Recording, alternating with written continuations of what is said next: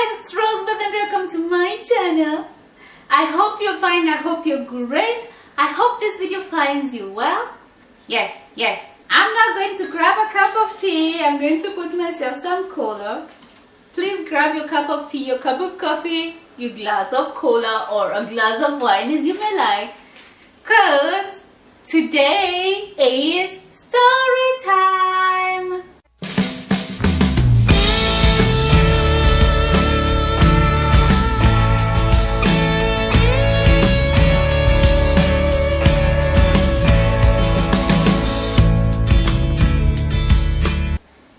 Yes. Looking at studying in Germany part 2, which is the Studienkolleg. Okay, if you've not heard my first studying in Germany part 1, which is the application part, please click here and I will direct you there. And if you watch that, then you will know this is how I land in Berlin. Right from the village of Speck in Mecklenburg-Vorpommern, and I land in Berlin, the capital city, huge, full, multicultural, busy, everything. And there I am, from the Meru village in Kenya to the village in Speck in deep East Germany to Berlin. Yes. I was enrolled for the Studienkolleg 2002. For those who don't know, Studienkolleg is a 1-year compact studies of, I could call the 13th class of the gymnasium, because they are those people from countries where the Abitur, or the end of secondary, end of high school exam is not recognized in Germany, and they are supposed to do the 1-year Studienkolleg, and they can use this certificate, these grades, to apply for a position at the university. I was enrolled for the M course, and the M course, like I said last time, is the course which people do who wanna study medicine and pharmacy and biology, all those medical related subjects. There were also the S courses, which is the language courses, and also the T courses, which were like chemistry and physics and everything to do with technology.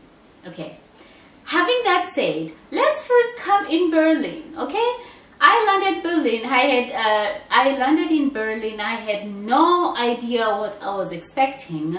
I was just lucky to have the family friends of my au pair family there who could at least guide me somehow on the main issues, okay? And the first thing I needed to do was get myself an apartment. And I had a few options.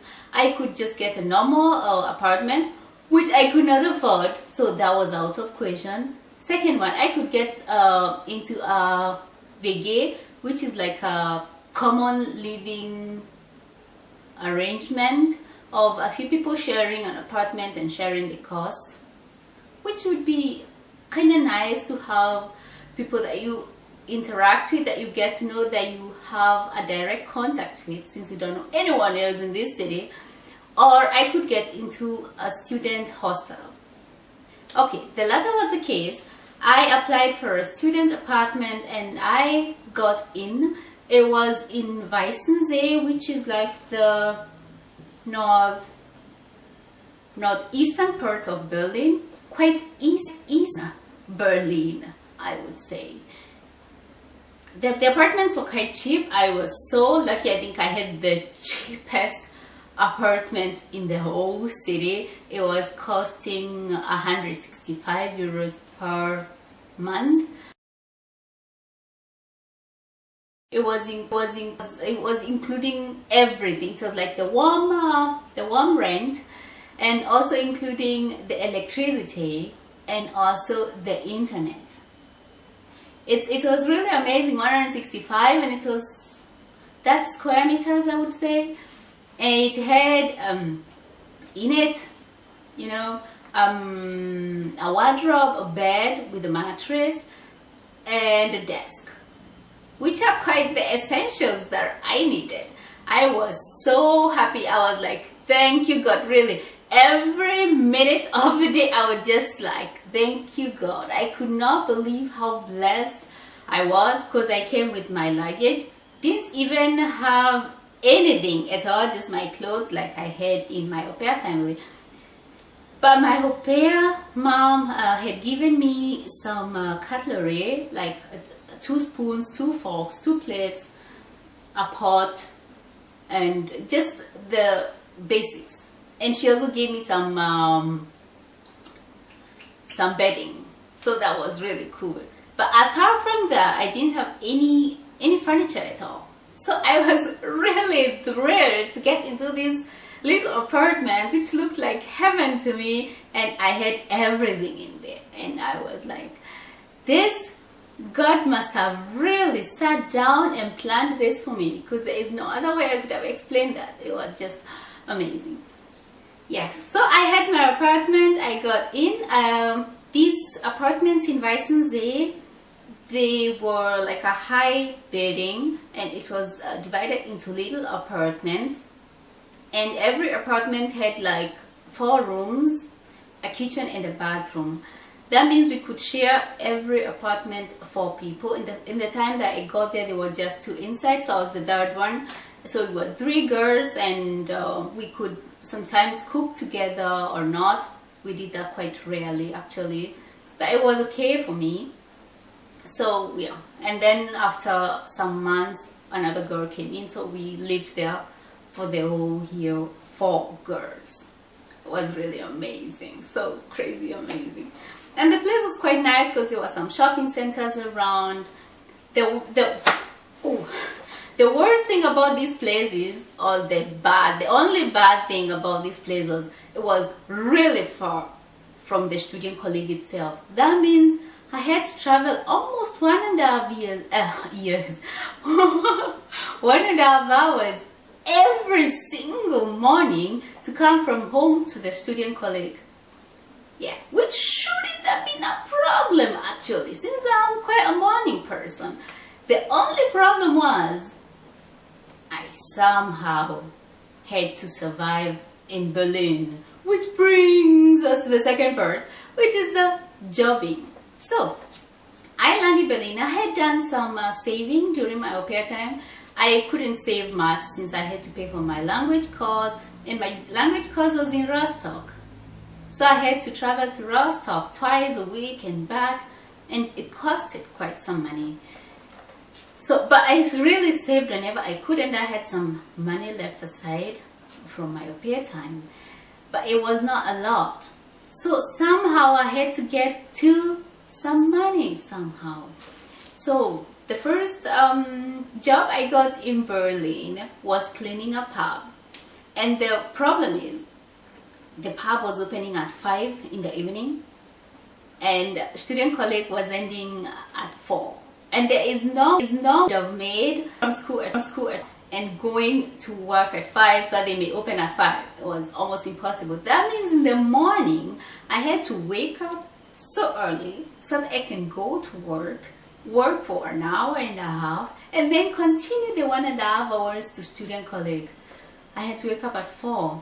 No, I had to leave home at 4. I had to wake up at 3 every morning. It was okay. I didn't mind because it was something that I really did with passion. It was something that I really loved doing. And at the end of the month, getting some money was really nice. And this, yes. So I got my first job was cleaning a pub. Then I was earning 250 per month for this job. I was so thankful for. So of course 165 would go for the rent. And then the rest I somehow wanted to save, because at the end of every semester I had to buy a ticket for the trains, and the rest I would use to survive. And I have to get my health insurance too. Shit. Yeah, of course it was not enough, so I had to get myself a second job, which was a babysitting job, which I would do over the weekends. And it was such an amazing job because I love spending time with kids. It was like a dream. So it was really not a job, but just me playing with kids the whole afternoon and getting 50 euros every 100 euros every weekend. Was great, and that really helped me a lot because I could not pay everything without having any debts or anything at all. And this is how I came through Studienkolleg with these two jobs, cleaning the pub and babysitting. And this brings us to the third part of this video, which is the Studienkolleg itself. Studienkolleg was an amazing place. So we were, the first semester we were, I think 24 people. And we were all from different countries. We had a Mongolian, we had some Russians, we had some Afghanian guy. I was the one from Kenya. We had some Indian guy. We had some Arabic guys. The head of the Studienkolleg, his name was, and get this, he was Julius Caesar. I said at the beginning, and this is the course for the medical related courses at the university. And I had different subjects. I had German, I had mathematics, I had biology, physics and chemistry, and yeah, these were the only subjects that we had to do.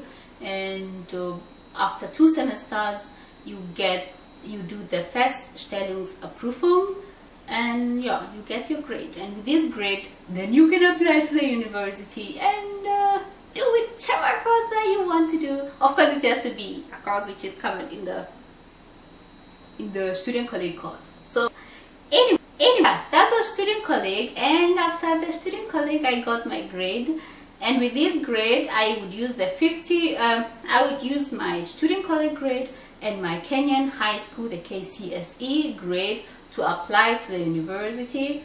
I applied for medicine, and I had the privilege, or let's say I was lucky again, or I was really blessed again to get a position at the Charité Berlin. Do you know how many years really wait to get a position at the Charité? It's like crazy there.